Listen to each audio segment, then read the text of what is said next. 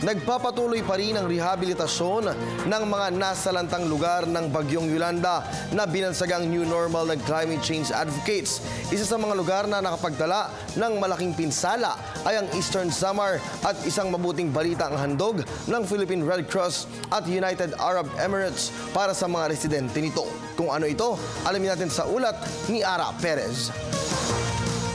2 taon matapos ang pananalasa ng Bagyong Yolanda, hindi na ulan ang palagi ang bumubuhos sa Eastern Samar, kundi tulong mula sa pampubliko at pribadong sektor, kasama na rin ang foreign aid.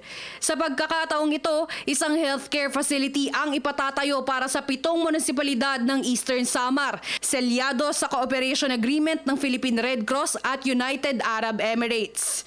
Bagaman sa mga pabahay pa rin nakatuon ang Yolanda Rehabilitation, batid na mga kinatawa ng UAE na malaki pa rin ang pangangailangan ng mga nasalanta sa dekalidad na healthcare facilities. Internationally, you know, the most important things it is the health. While you have healthy people, then you will have a healthy country or healthy family. Fighting people, fighting mayor, and most important, the need for the vulnerable to have some form of assistance, and that's why I think the mayor said it very well. Babies won't have to die. The Dr.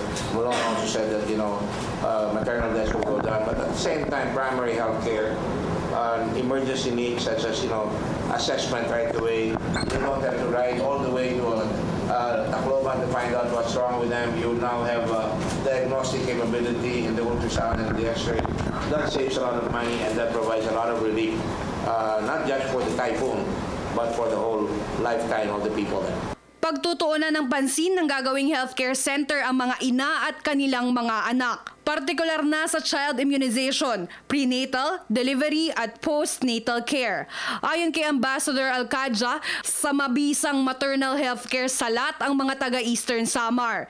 Tugon din daw ito sa pagkamit sa isa sa Millennium Development Goals ng pamahalaan na layong mabawasan ang child mortality. Aabot sa 1 taon ang pagpapagawa ng 25 milyong pisong proyektong ito kung saan 100,000 residente ang makikinabang. Sa kasalukuyan, 12 healthcare facilities na ang naipatayo ng Red Cross sa Eastern Samar.